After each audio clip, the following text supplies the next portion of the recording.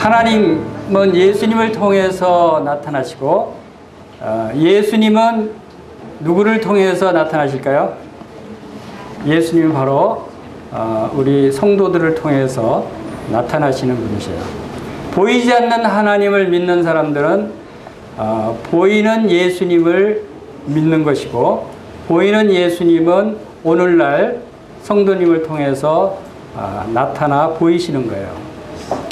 그러니까 우리의 신앙은, 우리의 믿음은 현실이에요. 현실적으로 우리가 신앙생활을 하는 거예요. 그 현실이 바로 지금 우리의 지금 이 자리고, 이 하나님의 교회고, 이 교회의 형제 자매님들이 우리의 믿음의 현실이에요. 그 형제 자매님들을 통해서 하나님께서 나타나시기를 간절히 바랍니다. 오늘 히브리서 강의 세 번째 시간입니다. 히브리서 강의 세 번째 시간은 히브리서 지난 시간까지 우리가 히브리서 2장 11절까지 살펴봤습니다. 이제 이 히브리서 2장 12절부터 18절까지 말씀을 함께 보기를 원합니다. 12절부터가 11절부터가 이제 그 연결되는 부분이라 11절부터 18절까지 함께 큰 소리로 읽도록 하겠습니다. 시작. 거룩하게 하시는 자와 거룩하게 함을 입은 자들이 다 하나에서 난지라. 그러므로 형제라 부르시기를 부끄러워 아니하시고 이르시되 내가 주의 이름을 내 형제들에게 선포하고 내가 주를 교회 중에서 찬송하리라 하셨으며 또다시 내가 그를 의지하리라 하시고 또다시 볼지어다 나와 및 하나님께서 내게 주신 자녀라 하셨으니 자녀들은 혈육에 함께 속하셨으며 그것 또한 한 모양으로 혈육에 함께 속하시면 사망으로 말미암아 사망의 세력을 잡은 자 곧 마귀를 없이 하시며 또 죽기를 무수함으로 일생에 매어 종로로 사는 모든 자들을 놓아주려 하심이니 이는 실로 천사들을 붙들어 주려 하심이 아니요 오직 아브라함의 자손을 붙들어 주려 하심이라. 그러므로 저가 범사의 형제들과 같이 되심이 마땅하도다. 이는 하나님의 일에 자비하고 충성된 대제사장이 되어 백성의 죄를 구속하려 하심이라. 자기가 시험을 받아 고난을 당하셨은즉 시험 받는 자들을 능히 도우시느니라. 네, 이 히브리서는 말씀드린 대로 다른 서신서들과 조금 차이점이 있는 서신입니다. 이 히브리서는 특별히 예수 그리스도에 대해서 아주 자세하게 말씀하고 있는 성경이고, 또 이 히브리서를 통해서 우리가 예수 그리스도를 좀 더 알게 되고, 또 그분이 지금 나와 어떤 관계에 있고, 또 그분을 내가 어떻게 믿어야 하는지를 잘 가르쳐주고 있는 부분이 이 히브리서라고 생각이 됩니다. 특별히 히브리서는 예수 그리스도에 대해서 말씀하고 있습니다. 자, 우리가 그 하나님을 믿습니다. 하나님은 몇 분의 하나님이십니까? 하나님은 한 분이셔요. 한 분 하나님이 세 위격을 가지고 계신다라고 말씀을 할 수 있습니다. 그 세 위격이라는 것은 아버지 하나님, 아들 하나님, 그리고 성령 하나님. 여러분은 아버지 하나님을 믿으시고 아들 하나님을 믿으시고 성령 하나님을 믿으시죠. 세 분이 분명히 존재하고 계시고 세 분이 분명히 한 하나님이시다라는 사실도 여러분이 믿으셔야 하는 겁니다. 그리고 이 세 분 하나님이 지금 나에게 어떤 역할을 하고 계시고 이 세 분 하나님이 어떻게 다른 분이신가를 여러분이 분명히 구별하실 수 있어야 되는 것입니다. 그래서 성경에는 구약 성경을 통해서 아버지 하나님, 여호와 하나님에 대해서 말씀하시고 하나님께서 우리 인간을 지으시고 우리 인간에게 나타나시는 그러한 과정들, 또 하나님의 계획들, 경륜들, 이런 것들을 선지자들을 통해서 하나님의 종들을 통해서 말씀하고 있는 것입니다. 하나님은 지금 어디에 계십니까? 예수 그리스도는 어디에 계십니까? 성령님은 어디에 계십니까? 하나님과 그 아들 예수 그리스도와 성령님은 다르셔요. 세 위격을 가지고 계시다고 해요. 지금 존재하고 계시는 위치가 다른 것입니다. 여러분, 하나님을 바라보시기를 원하십니까? 예수 그리스도를 바라보시기를 원하십니까? 성령님을 바라보시기를 원하십니까? 하나님은 지금 어디에 계시죠? 하나님은 하나님의 거룩하신 하늘의 보좌에 계십니다. 여러분, 하나님을 바라보고 싶으시면 하늘 거룩하신 하나님의 보좌를 바라보셔야 돼요. 예수님은 어디에 계시죠? 예수님은 하나님의 보좌 우편에 앉으셨다라고 말씀하세요. 언제? 지금 우리가 그분을 바라보기 위해서는 어디를 봐야 됩니까? 하늘을 봐야 됩니다. 여러분, 성령을 바라보고 싶습니까? 어디를 봐야 되죠? 성령님은 우리 안에 계시기 때문에 우리 안을 들여다봐야 돼요. 우리 영으로서 우리 속 사람을 들여다봐야 성령님을 볼 수 있는 거예요. 이 히브리서는 예수 그리스도를 바라보라고 말씀하십니다.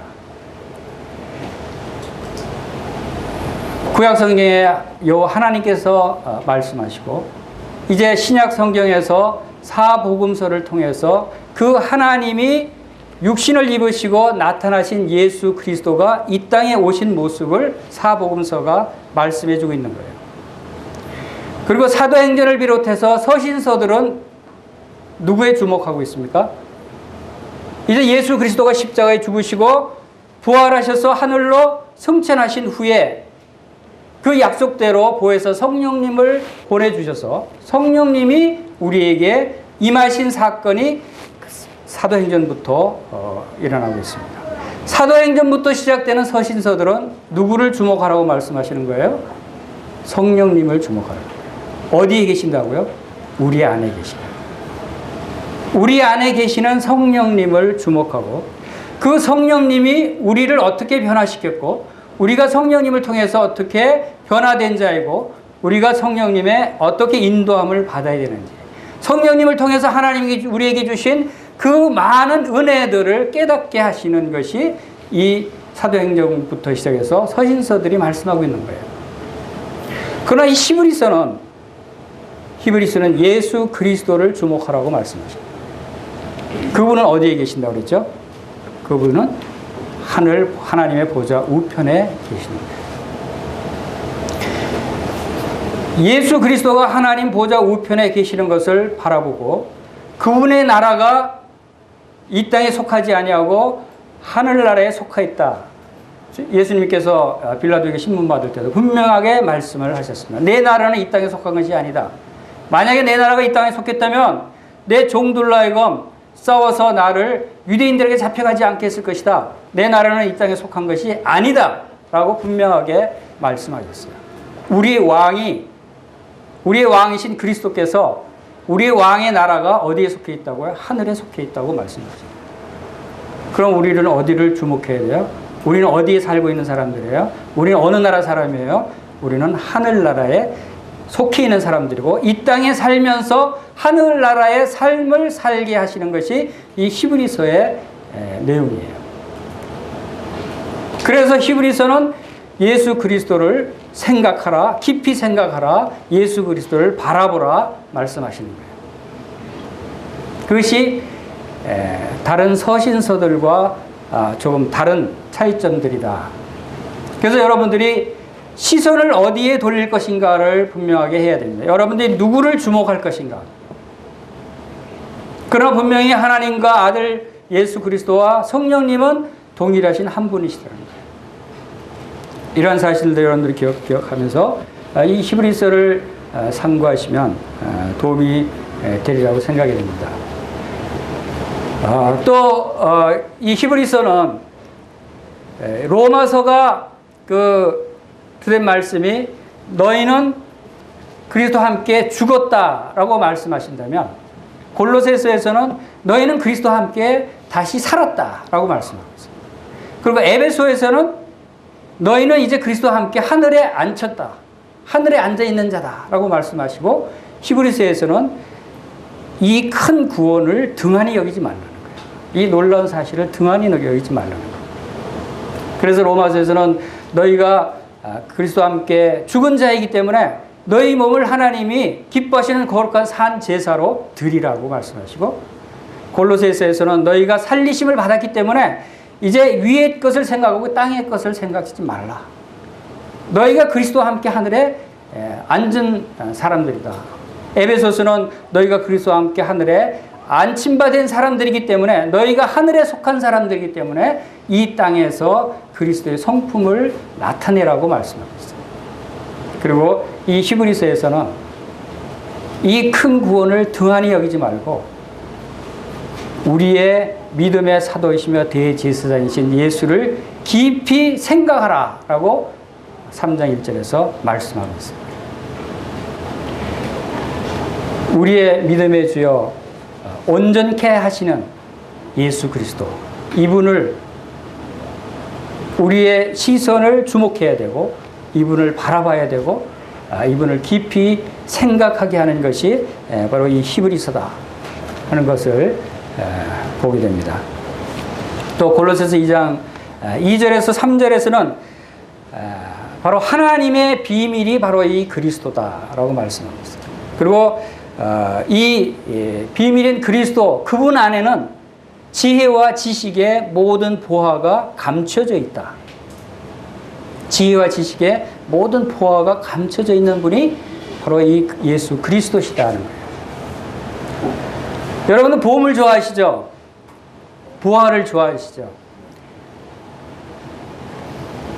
나에게는 보물섬을 발견하는 그런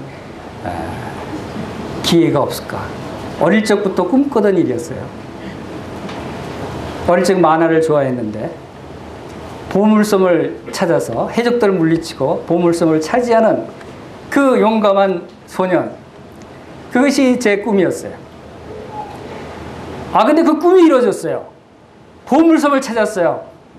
그것도 어마어마한 광산을. 제가 강원도 삼척에서 자랐기 때문에 강원도 삼척에서는 이 보물 광산은 없고 석탄 광산밖에 없어요. 그런데 진짜 이 보물 광산을 찾았습니다. 골로새서 2장 3절에서 그 안에는 지혜와 지식의 모든 보화가 감춰져 있는 그분을 만났어요. 온 천하를 주고도 바꿀 수 없는 엄청난 보물을 가지고 계시는 분을 만난 거예요. 그분이 바로 예수 그리스도시다. 그래서 얼마나 놀라운 일인지 모릅니다. 어릴 적 제 꿈이 이루어졌어요. 이것이 하나님의 말씀에서 우리에게 증거해주고 나타내주고 있는 이 귀한 말씀입니다. 여러분, 하나님 말씀을 사모하시길 바랍니다. 하나님 말씀을 사모하고 묵상하고 연구하고 늘 가까이 하면 정말 엄청난 보물을 발견했다는 기쁨이 여러분들에게도 있을 것입니다. 어느 형제님은 이 말씀을 대하면서 얼마나 행복한지 모른다는 간증을 했어요.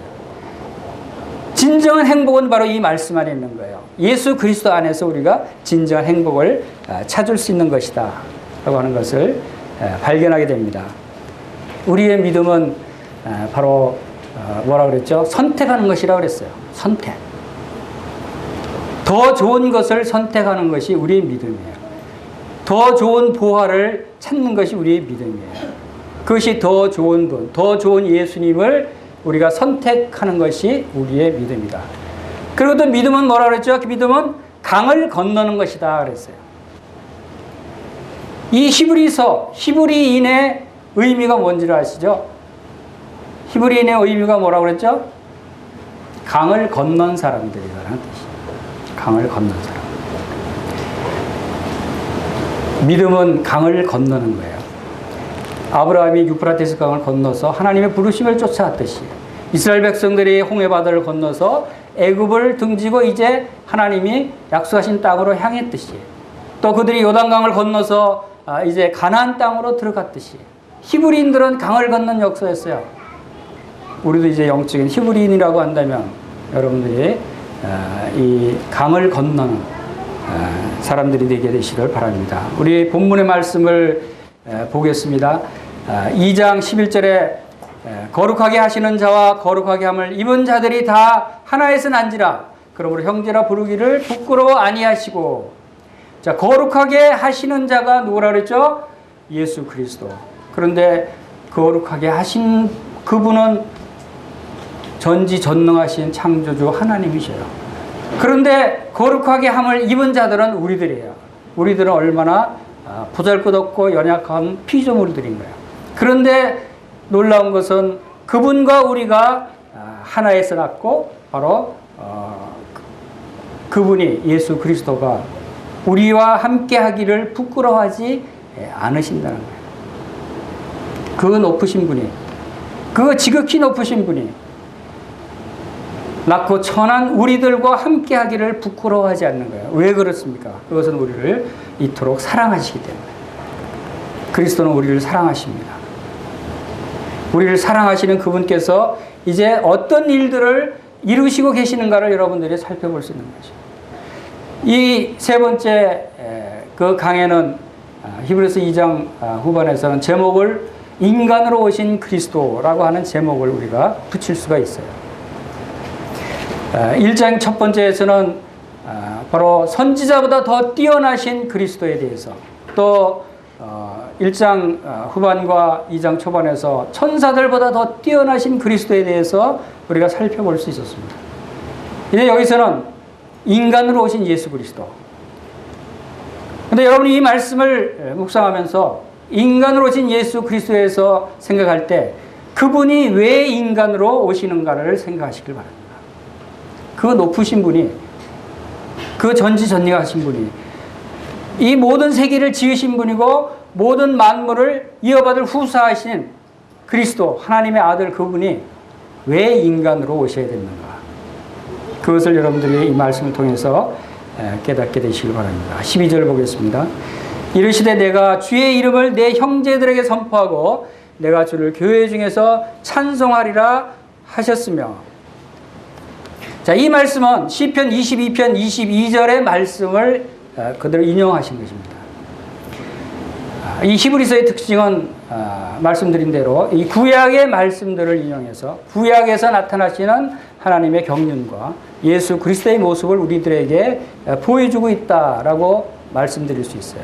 왜냐하면 구약을 통해서 하나님께서 모형과 그림자로 나타내 보이신 예수 그리스도, 그분이 실체로 오신 분이고 우리들에게 실체로 나타나신 분이시다.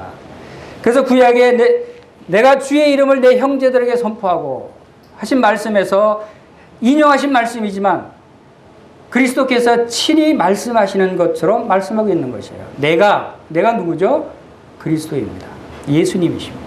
예수님이 주의 이름을, 하나님의 이름을 형제들에게 선포했다. 예수님은 하나님의 이름을 선포하신 분이십니다. 이 땅에 오셔서 주님은 늘 하나님의 이름을 나타내고 하나님께서 자신을 보내신 분이시고 하나님께서 자신에게 말씀하라고 말씀하신 그 말씀을 전한다고 하시고 나는 스스로 아무것도 할 수 없으나 하나님께서 친히 내 안에서 행하신다고 말씀하시고 항상 하나님을 높이시고 하나님께 영광을 돌리시는 분이 예수님이셨어요. 그리고 내가 주를 교회 중에서 찬송하리라. 누가 교회 중에서 찬송한다고요? 예수님이. 그리스도가 교회 중에서 찬송하리라. 여러분 얼마나 놀랍습니까? 여러분 교회 중에서 예수 그리스도가 찬송하신다는 거예요. 여러분 예수 그리스도가 찬송하는 거 보셨어요? 보셨잖아요. 아까 인사할 때 거룩하신 형제님 자매님을 보니 누구를 보는 것 같다고요? 예수님을 보는 것 같아요. 우리의 찬송 속에 예수님이 함께 하시는 거예요. 우리가 하나님께 찬송을 드리는 것은 예수님이 우리를 통해서 함께 하나님을 찬송한다는 거예요. 예수님이 우리와 함께 하나님을 찬양 드리는 거예요. 내가 주를 교회 중에서 찬송하리라. 이 교회의 머리가 되시는 이 그리스도께서 우리의 지체들과 함께 여호와 하나님을, 아버지 하나님을 찬송한다. 얼마나 놀라우십니까? 하나님은 늘 우리와 함께 하시고 예수 그리스도는 우리와 함께 하시기 위해서 이 땅에 오신 분이시다는 거예요. 우리와 함께 찬송하고 우리와 함께 고난을 받으시고 우리와 함께 기뻐하고 즐거워하시는 거예요. 우리가 그리스도와 함께 죽었고 그리스도와 함께 장사 지낸 바 되었다가 그리스도와 함께 부활해서 그리스도와 함께 하늘에 앉힌 바 되었을 뿐만 아니라 그리스도께서 지금 우리와 함께 거하시고 우리와 함께 교회 중에서 찬송하고 우리와 함께 즐거워하고 우리와 함께 기뻐하는 거예요. 우리는 그리스도와 함께 살아가고 있는 것이에요. 우리를 구원하신 것은 바로 우리와 함께 살기 위해서 우리를 구원하셨다고 하는 사실을 여러분들이 믿으시기를 바랍니다. 우리가 찬양을 드리는 것이 왜 중요한가 하는 그 이유가 여기에 있는 거예요. 왜 중요합니까? 우리 찬양을 통해서 그리스도께서 찬양을 하시기 때문에 우리가 찬송을 해야 하는 거예요. 우리가 찬송하지 않으면, 우리가 하나님의 이름을 높여드리지 않으면 그리스도께서도 하나님을 높여드릴 수가 없는 거예요. 이것이 우리의 찬양해야 될 가장 중요한 이유다 하는 것을 여기서 볼 수가 있는 거예요.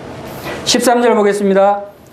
또다시 내가 그를 의지하리라 하시고 또다시 볼지어다 나와 및 하나님께서 내게 주신 자녀라 하셨으니. 자, 이 말씀은 이사야서 8장 17절 18절 말씀을 인용하신 것입니다. 바로 그리스도께서는 하나님을 의지하십니다. 모든 것을 하나님이 말씀하시는 대로 하나님의 뜻대로 순종하시는 분이 그리스도이십니다. 그리스도는 하나님을 의지하시는 분이시고 또 다시 볼지어다 나와 및 하나님께서 내게 주신 자녀라 그랬어요. 그것은 우리가 바로 그리스도의 것이다. 우리는 그리스도에게 주어진 그러한 자들이라는 뜻이에요. 그래서 로마서 1장 6절에는 너희도 그들 중에 있어 예수 그리스도의 것으로 부르심을 입은 자들이다 라는 말씀을 하고 있습니다. 우리는 예수 그리스도의 것으로 부르심을 입었다. 우리의 소유자는 누구라고요? 예수 그리스도라는 거예요. 우리의 소유자가 누구인가가 대단히 중요합니다. 여러분은 누구의 소유입니까? 전에는 우리가 누구의 소유였습니까? 마귀의 소유였어요. 진노의 자녀들이었어요. 사탄의 아들들이었어요. 그런데 이제는 예수 그리스도를 통해서 이제 하나님의 자녀가 된 것이에요. 그리고 예수 그리스도께서 우리를 소유하셨다. 이 소유권을 가지고 계신다고 하는 것은 무엇을 의미합니까? 소유권을 가지고 있다고 하는 것은 자기의 소유물에 대한 책임을 지는 거예요. 자기의 소유물을 돌보고 관리하는 거예요. 자기의 소유물에 대해서 항상 사용권을 자기가 가지고 있는 거예요. 여러분 자신의 물건을 한번 생각해 보세요. 여러분의 그 자동차나 여러분의 휴대폰이나 여러분 것을 여러분이 어떻게 대합니까? 아끼지 않아요? 돌보지 않아요? 책임지지 않아요? 요즘 휴대폰 어디 잃어버릴까봐 항상 붙들고 다니고 길거리 가면서도 차에 버스 안에서도 지하철 안에서도 맨 휴대폰만 들고 다녀요. 왜 그렇게 아까운지, 왜 그렇게 애지중지하는지. 그게 보물이에요. 왜? 자기 것이니까. 거기에 많은 것들을 알 수 있으니까. 그리스도께서 우리를 소유권을 가지고 계시다는 것은 그리스도께서 우리를 돌보시고 우리를 책임지시는 거예요. 하나님이 우리를 책임지시는 거예요. 하나님이 우리를 돌보시는 거예요. 그리고 우리를 사용하실 권리가 그리스도께 있다는 거예요. 여러분 것이 아니에요. 여러분을 사용하실 분은 그리스도라시라는 거예요. 여러분들 마음대로 여러분을 사용하시면 안 되는 겁니다. 우리가 그리스도의 것이면 우리의 소유물은 누구의 것입니까? 우리의 소유물은 누구 것이 되겠어요? 우리의 소유물도 그리스도의 것이에요. 우리의 재물, 우리의 가족, 우리의 명예와 권세와 우리의 이 세상에 가지고 있는 모든 우리의 소유물이라고 생각되는 것들도 동일하게 그리스도의 것이 되는 거예요. 여러분 그것을 기억하셔야 되는 거예요. 나는 그리스도의 것인데 내 주머니에 있는 내 지갑에 있는 돈은 내 거야 라고 생각하지 마시기 바랍니다. 이것이 강을 건넌 히브리인들에게 믿는 성도들에게 꼭 필요한 자세인 것입니다. 우리 14절 보겠습니다. 14절 자녀들은 혈육에 함께 속하였음에 그도 또한 한 모양으로 혈육에 함께 속하시면 사망으로 말미암아 사망의 세력을 잡은 자 곧 마귀를 없이 하시며 또 15절입니다. 또 죽기를 무수함으로 일생에 매어 종로로 사는 모든 자를 놓아주려 하심이니 그리스도께서 육신으로 오신 이유에 대해서 또 말씀하고 계십니다. 왜 육신으로 오셨습니까? 자녀들은 혈육에 함께 속하였으며 한 모양으로 혈육에 함께 속하심은 그 이유는 마귀를 없이 하시기 위해서. 근데 그 마귀는 누굽니까? 사망의 세력을 잡은 자다. 마귀는. 근데 사망의 세력을, 그러니까 사망이 마귀의 무기죠. 그 마귀의 무기인 사망을, 그 사망을 가지고 사망을 가진 마귀를 없이 하신다는 거예요. 사망으로 말미암아 사망의 세력을 가진 마귀를 없이 하신다. 이게 무슨 뜻인지 아시겠죠?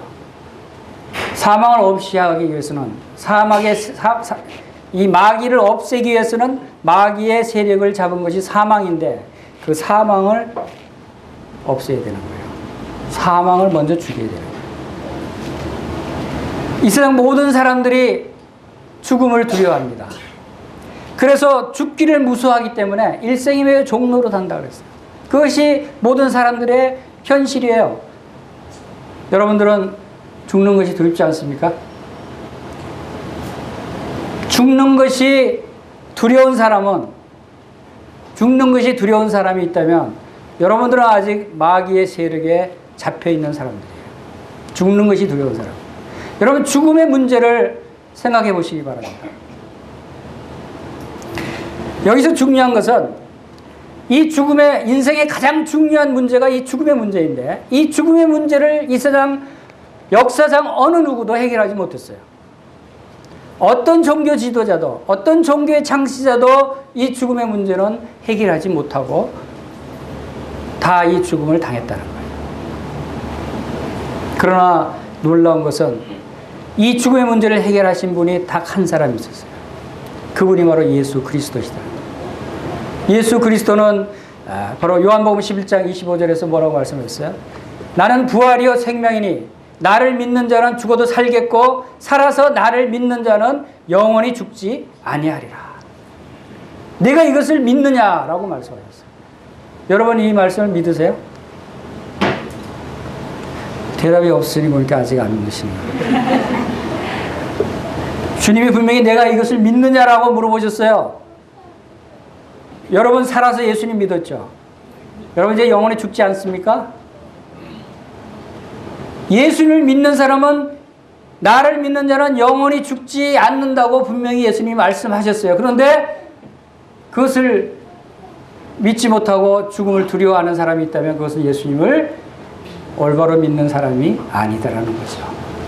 예수님은 분명히 나를 믿는 자는 영원히 죽지 않는다는 거예요. 여러분 혹시 여러분 가운데 이 죽음의 문제를 아직 해결하지 못하신 분이 계시면 예수님을 믿으시기 바랍니다. 예수님이 우리에게 이 죽음의 문제를 해결해 주시기 위해서 이 땅에 오셨어요. 이 땅에 오신 이유가 우리의 죽음의 문제를 해결하시려고 오셨다는 거예요. 우리의 죽음을 통해서 우리를 사로잡고 있는 마귀를 멸하기 위해서 오셨다는 거예요. 성경은 분명히 말씀하고 있습니다. 죽음은 뭐예요? 죽음이라는 게 뭡니까? 왜 사람들이 죽음을 두려워하죠? 죽음은 형벌이 있기 때문에 죽은 후에는. 죽음은 하나님으로부터 버림받는 것이 죽음이에요. 우리 육체가 땅에 묻히는 것이 단순한 죽음이 아니라는 거예요. 죽음은 하나님께로서 버림받는 것이고, 죽음 후에는 심판이 있는 것이고, 죽음 후에는 형벌이 있다고 사람들이 하나님의 말씀을 듣지 않아도 알고 있어요. 양심상으로. 사람이 한 번 죽는 것은 정하신 것이요, 죽음에는 하나님의 심판이 있으리라고 하는 이 말씀을 가르쳐주지 않아도 사람들은 알고 있어요. 죽음 후에는 심판이 있다는 거. 그래서 두려워하는 거예요. 무서워하는 거예요. 그 양심의 힘이 자신들이 죄인이라는 것을 알고 죄의 형벌이 있다는 것을 알고, 두려움이 있는 것은 형벌이 있기 때문에 두려움이 있다고 말씀하시는 거죠. 그러나 놀라운 것은 예수 그리스도께서 이 문제를 해결하셨다는 것이에요. 디모데후서 1장 10절에서는 이제 우리 구주 예수 그리스도께서 나타나셨으니 이는 이제 사망을 패하셨다라고 말씀하셨어요. 디모데후서 1장 10절에 사망을 패하셨다고 말씀하셨어요. 그리고 고린도후서 15장 54절부터는 바로 이 썩을 것이 썩지 아니함을 입고 죽을 것이 죽지 아니함을 입을 때는 사망이 이김에 삼킨 바 되리라 그랬어요. 썩을 육체가 썩지 아니함을 입는다는 뜻인가? 부활한다는 거예요. 죽을 것이 죽지 아니함을 입는다는 것은 다시 살아난다는 거예요. 그 일이 일어났을 때는 사망이 이김에 삼킨 바 되리라. 사망이 패한다는 것이죠. 그 일이 언제 일어났습니까? 예수 그리스도께서 죽은 지 사흘 만에 부활하심으로써 그 일이 드러난 거예요. 사망이 이제 이김에 삼킨 바 된 것이에요. 그래서 55절에서는 사망아 너의 이기는 것이 어디 있느냐? 사망아 네가 쏘는 것이 어디 있느냐? 사망이 이제 이길 수 없다는 거예요. 사망이 쏘는 것은 죄요. 죄의 권능은 율법이라고 그랬어요. 사망이 왜 우리를 지배합니까? 사망은 우리가 죄를 지었기 때문에. 왜? 죄의 값은 사망이라는 율법에 의해서 사망이 쏘는 것은 죄고 죄의 권능은 율법이다 그랬어요. 이 율법 때문에 우리가 사망을 당하는 거예요. 우리가 죄 때문에.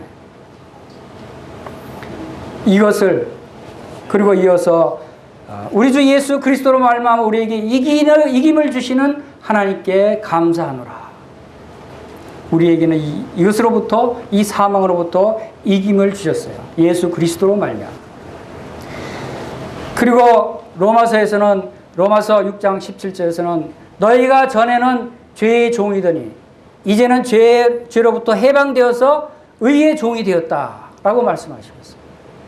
그래서 로마서 7장 6절에서는 이제는 너희가 얽매였던 것에 대해서 죽었고 율법에서 벗어났다라고 말씀하셨어요.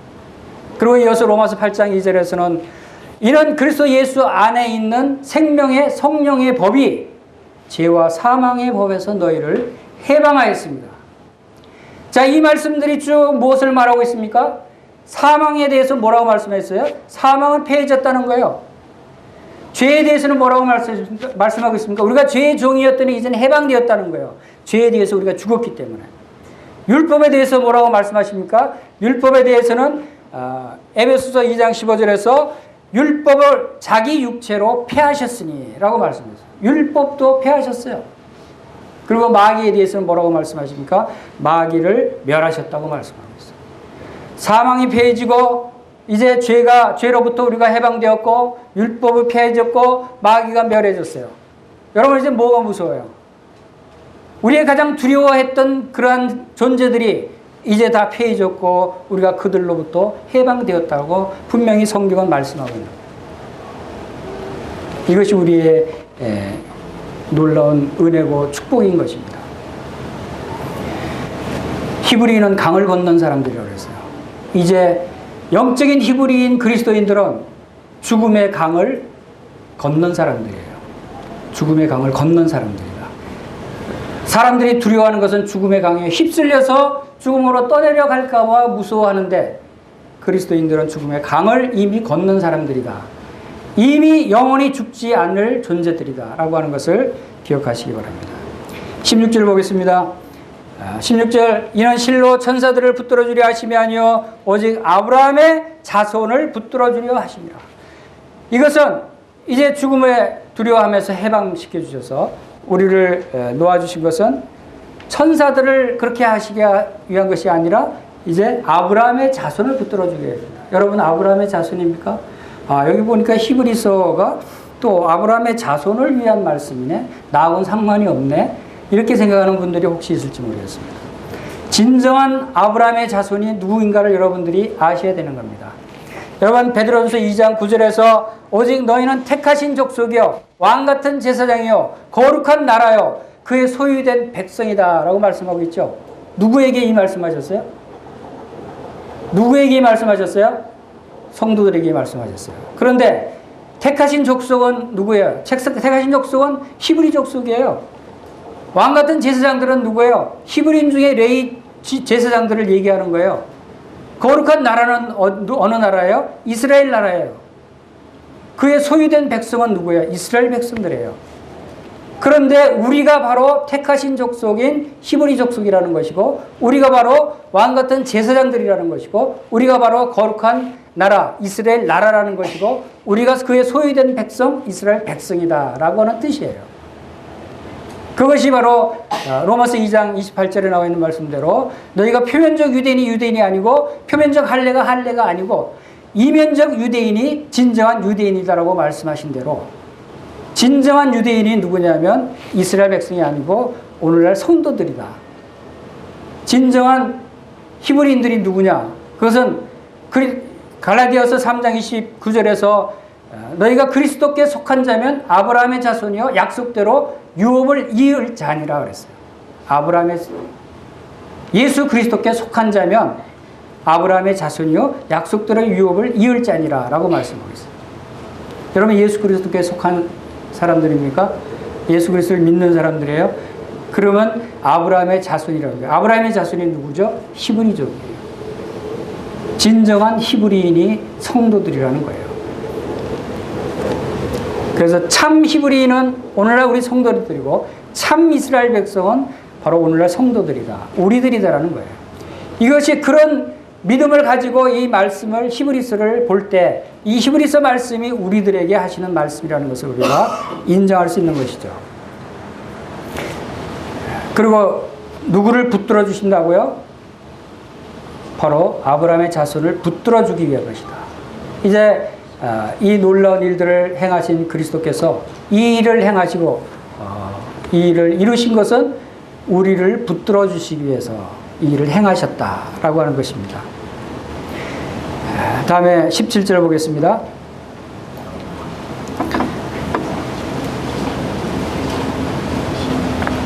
그러므로 저가 범사의 형제들과 같이 되심이 마땅하도다. 이는 하나님의 일에 자비하고 충성된 대제사장이 되어 백성의 죄를 구속하려 하심이라. 그러므로 그분이 인간으로 오셔서 낮은 몸으로 우리들과 같이 되신 것이 마땅하다. 꼭 그렇게 하셔야 되는 것이었어요. 그렇게 하지 않으면 우리를 도우실 수가 없어요. 우리를 구원하실 수가 없는 거예요. 그렇게 하셔야만 했던 거예요. 그래서 그 고통을 당하셔야만 했던 거예요. 그것은 왜 그러셨다고 그랬죠? 하나님의 일에 자비하고 충성된 대제사장이 되어 백성들의 죄를 구속하려 하십니다. 여기 대제사장이 나옵니다. 여러분 이제 앞으로 계속해서 이 대제사장의 역할에 대해서 히브리서는 계속해서 말씀하고 있습니다. 여러분 대제사장이 매우 중요하다고 하는 것을 여러분 기억하시기 바랍니다. 대제사장은 누굽니까? 대제사장은 이스라엘 백성들의 대표 역할을 하는 거예요. 대제사장은 사람이어야만 할 수 있어요. 사람이 아니면 할 수 없는 역할이에요. 그래서 예수님이 대제사장 역할을 하시기 위해서 인간으로 오셨다는 거예요. 왜냐하면 대제사장은 백성들 중에 대표였기 때문에. 그래서 1년에 1차씩 대제사장은 이스라엘의 모든 죄들을 다 짊어진 그 희생 제물을 피를 가지고 1년에 1차씩 바로 성소를 지나서 지성소에 속죄소에 가서 백성들의 죄를 속하는 피를 뿌리는 일을 행했습니다. 하나님 앞에 나아갈 수 있는, 하나님 임재 가운데 나아갈 수 있는 유일한 분이 그때 대제사장이었습니다. 대제사장이 없이는 백성들의 죄를 용서할 수가 없는 거예요. 백성들을 도울 수가 없는 거예요. 그 인간들의 죄를 대신해서 대표자로 하나님 앞에 나서는 분이 대제사장인데, 예수 그리스도께서 우리의 대제사장이 되셨다라고 하는 사실이 여기 말씀하고 있습니다. 자, 이것은 왜 히브리서에서 구약의 이스라엘 백성들의 성막에서 성전에서 대제사장 역할을 하던 이스라엘의 대제사장이 있었지만, 이제 오늘날 영적으로 우리의 대제사장이 왜 필요한가? 대제사장이 왜 필요해요?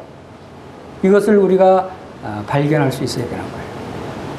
지금 예수 그리스도가 나에게 누구이신가? 예수 그리스도가 2000년 전에 우리 죄를 모든 담당하시고 십자가에 죽으셨어요. 그분은 그 놀라운 일들을 이루셨어요. 그리고 우리가 그분을 믿고 죄 사함을 받고 구속을 받았어요. 그리고 이제 하나님의 자녀로 그리스도인으로 살아가고 있어요. 우리가 살아가고 있는 현재에 우리에게 가장 필요한 분이 누군지 아세요? 대제사장이 있어야 되는 거예요. 왜? 우리가 살아가면서 짓게 되는 허물과 죄들, 이 문제들을 어떻게 해결할 거예요?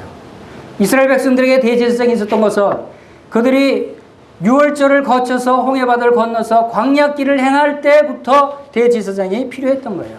왜냐하면 그들이 광야길을 행하면서 짓게 되는 많은 범죄들, 이런 부분들을 해결하실 분이 있어야 되는 거예요. 그것이 대제사장의 역할이에요. 오늘 구원받은 성도들에게도 이와 같은 우리의 성도의 삶을 살아가면서 필요한 죄를 용서하는 일이나 우리를 도와주시는 일이나 우리의 필요를 공급하시는 이 모든 일들을 해주실 대제사장의 역할을 하실 분이 있어야 한다는 거예요. 그분이 예수 그리스도시라는 거예요. 그분이 히브리서 9장 24절 우리 함께 보겠습니다. 히브리서 9장 24절에 보면은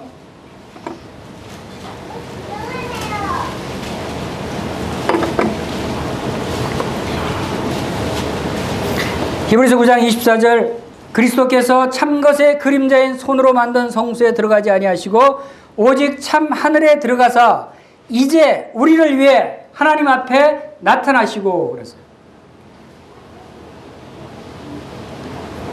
참 것의 그림자였어요. 과거의 대제사장으로. 그러나 이제는 참 것, 그것은 참 하늘의 참 성소에, 참 지성소에 들어가셔서 누구를 위해서 하나님 앞에 나타나셨다고요? 우리를 위해서. 언제요? 이제.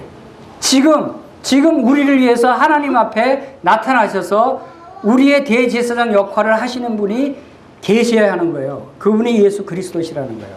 그분이 자비하고 충성된 대제사장이 돼서 우리의 백성의 죄를 구속하려 하십니다.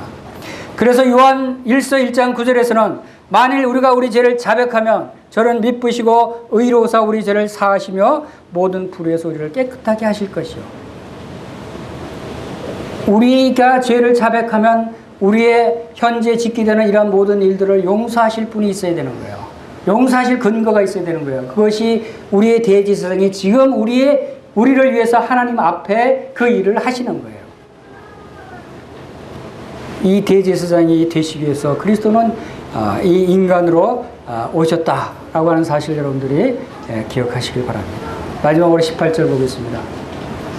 18절, 자기가 시험을 받아 고난을 당하셨은즉 시험 받는 자들을 능히 도우시느니라. 얼마나 놀라우십니까? 그리스도께서 인간으로 오신 이유 중에 하나가 또 있습니다. 왜? 우리를 도우시기 위해서. 우리를 돕기 위해서는 우리의 사정을 알아야 돼요. 우리의 체질을 알아야 돼요. 우리가 어느 정도 연약한지, 어느 정도 강한지, 우리가 어떤 성품을 가졌는지 경험해 봐야 되지 않겠어요? 우리가 상대방을 상대방 같은 일을 당해보지 않으면 이해하지 못하잖아요.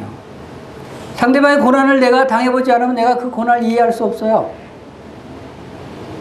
주님은 우리를 도우시기 위해서 이 땅에 오셔서 시험을 받으시고 고난을 당하셨다는 거예요. 왜? 우리를 도우시기 위해서. 얼마나 고마우신 분이에요. 얼마나 자비로우신 분이에요. 얼마나 자상하신 분이에요. 예수님이 시험 받아서 우리가 똑같이 굶주림도 당하시고 피곤하시기도 하시고 채찍에 맞으시기도 하고 모욕도 당하셨어요. 조롱도 받으셨어요. 죽음의 위협을 당하시기도 했어요. 실제 십자가에서 그 고통을 당하시면서 엘리 엘리 라마 사박다니 나의 하나님 어찌하여 나를 버리시나이까 하는 고통과 절규를 외치시기까지 하셨어요. 우리가 당하는 고통보다 더 많은 고통을 당하시고 시험을 당하셨어요. 그분이 우리를 능히 도우신다는 거예요. 여러분 굶주림을 당할 때 예수님을 생각해 보시기 바랍니다. 예수님은 나보다 더 굶주림을 40일 동안 굶주림을 당해보셨어요. 여러분 술 취한 모욕을 당하고 억울한 일을 당했을 때 예수님을 생각해 보시기 바랍니다. 예수님은 우리보다 더 심한 모욕을 당하셨던 거예요. 여러분이 가난해서 어려움이 됩니까? 여러분보다 더 가난하셨던 분이 예수님이셨어요. 예수님은 우리의 사정을 아시는 분이시다. 그래서 고린도전서 10장 13절에서는 사람이 감당할 시험 밖에는 너에게 당한 것이 없다. 왜냐하면 오직 하나님은 미쁘사 너희가 감당치 못할 시험 당함을 허락하지 않으신다는 거예요. 왜냐하면 시험 당할 쯤에 피할 기술을 내시는데, 왜냐하면 우리가 이 시험을 당할 수 있는지 당할 수 없는지 우리 각각 개인의 사정을 주님은 다 아시기 때문에, 왜? 주님은 다 당해보셨기 때문에. 그래서 당하지 못할 시험이 우리 앞에 닥치면 너에게는 이 시험이 너무 심해서 당하기 어렵겠구나. 피할 길을 주신다는 거예요. 여러분 걱정하지 마시기 바랍니다. 어떤 어려움이 닥쳐와도 여러분들에게는 여러분 사정을 아시는 주님께서 내가 이것을 감당치 못할 시험일 것 같으면 피할 길을 분명히 주시는 주님이시다 라는 사실 여러분들이 믿으시길 바랍니다. 주님은 바로 이렇게 인간으로 낮은 천한 모습으로 오신 것은 바로 우리를 도우시기 위해서, 우리를 죽음으로부터 해방하시기 위해서, 또 우리가 사탄을 멸하시기 위해서, 또 우리를 도우시기 위해서, 우리의 대제사장이 되시기 위해서 이 땅에 인간으로 오셨던 그리스도시다 라고 하는 사실을 여러분들이 믿으시기를 바랍니다. 우리 다 같이 기도하시겠습니다.